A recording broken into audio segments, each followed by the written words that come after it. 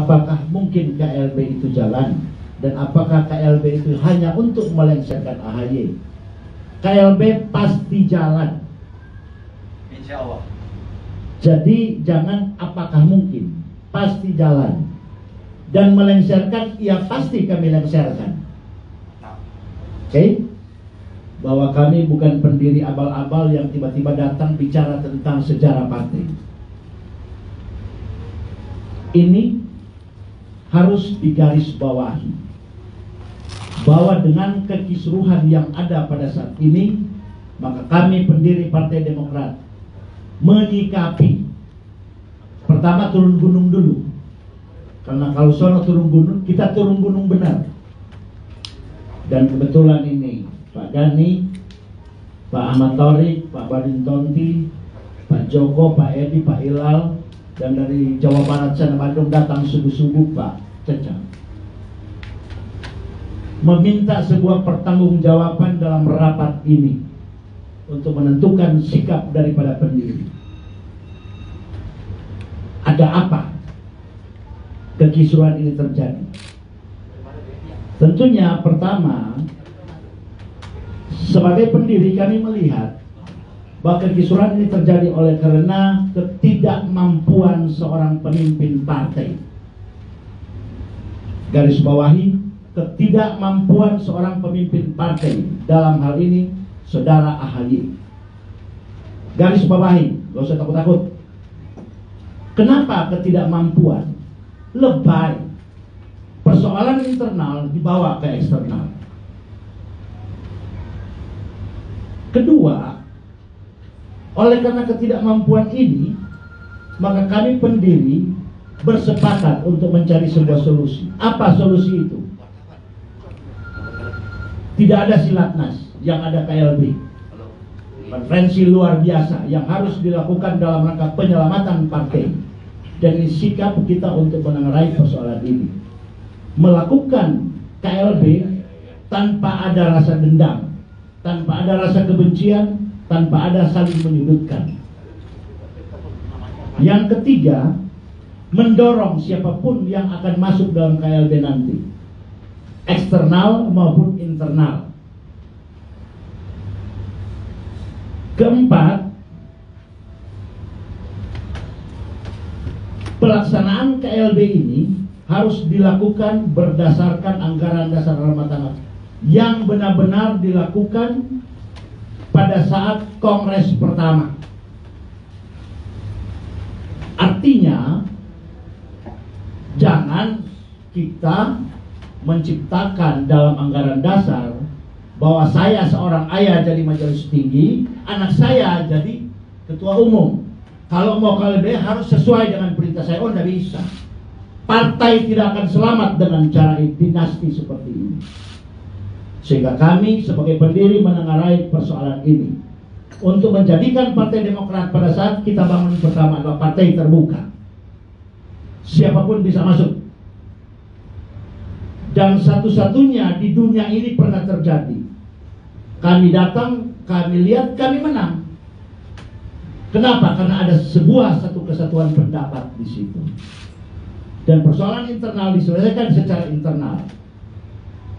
Tidak harus dibawa ke eksternal, kemudian mengujuk-ujuk seluruh segala macam-macam. Karena ini menunjukkan ketidakmampuan daripada seorang pemimpin. Ya, kalau pemimpin di kami kelihatan matang, pas dikupas mentah dalamnya. Sehingga sebagai pendiri sepakat untuk mengadakan kongres luar biasa yang melibatkan internal maupun eksternal. Tinggal terserah siapa yang akan menentukan siapa mau eksternal, siapa mau internal.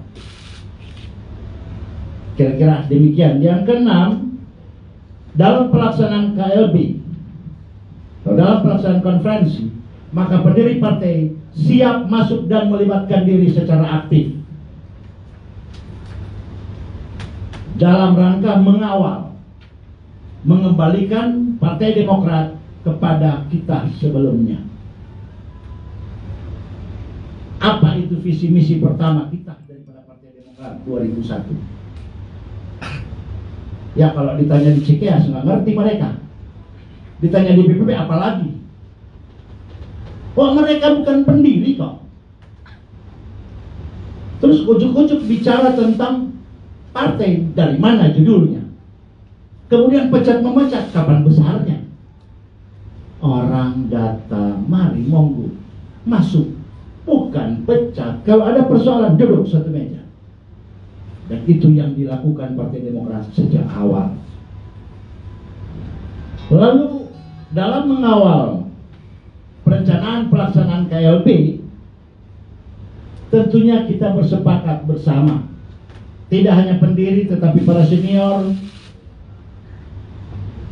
yang selama ini berjuang, berbuat untuk mengambil peran dalam kerangka memajukan Partai Demokrat ke depan, mengembalikan Partai Demokrat menjadi sang juara. Persoalan-persoalan yang nantinya akan memicu persoalan di luar daripada pernyataan kami akan bicara secara teknis lewat anggaran dasar dan anggaran rumah tangga. Jadi barangkali ini yang perlu kami sampaikan. Kalaupun ada pertanyaan dari rekan-rekan wartawan, monggo. Terima kasih. Billahi taufik wal hidayah. Assalamualaikum warahmatullahi wabarakatuh. Bang, ini kan adanya rilis di sini. Dari mana tolong? Saya Ronald, Bang. Ambil aja, Bang ya. Saya Ronald, Bang, dari Senator. Saya pengen nanya ke Abang, jika memang ini para pendiri yang saat ini duduk di depan kami ingin menanyakan apakah mungkin KLB itu akan terjadi, dan jika memang terjadi, KLB Partai Demokrat ini akan dilakukan di mana, Bang? Ya kan? Itu pertama. Target dari KLB itu yang kedua apa, Bang? Apakah hanya ingin melengsarkan AHY sebagai putra dari SBY atau apa, Bang? Dari mana? Bang, kita aja, Bang. Ada lagi? Silakan.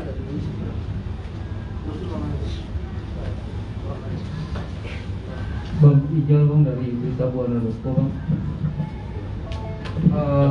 Mau tanya, Bang, sebenarnya kenapa para pendiri ketika Kongres 2020 kemarin tidak tidak bersikap atau tidak bersuara terkait Kongres? Kenapa baru sekarang? Karena kan baru setahun, belum ada setahun ya, Bang, kepemimpinan AHY. Nah itu aja maksudnya yang kita panggil. Oke, ada lagi 3 pertanyaan pertama. Bang Dan. Ada.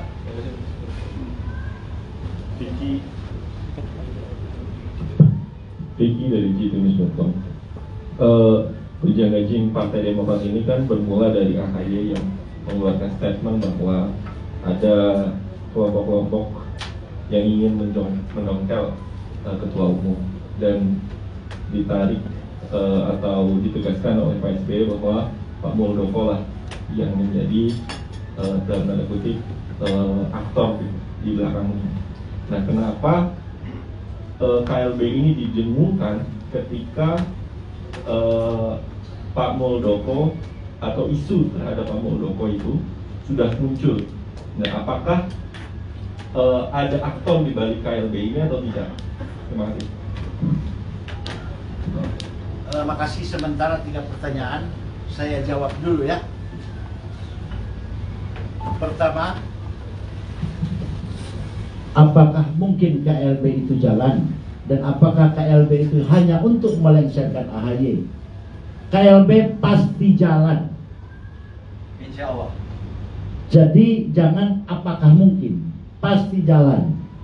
Dan melengsarkan, ya pasti kami lengsarkan. Oke?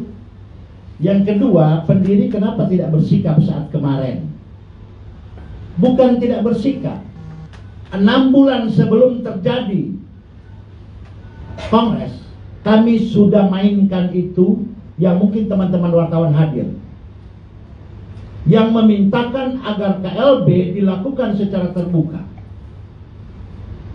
Siapapun yang mau masuk silakan. Jadi kami sudah melakukan itu.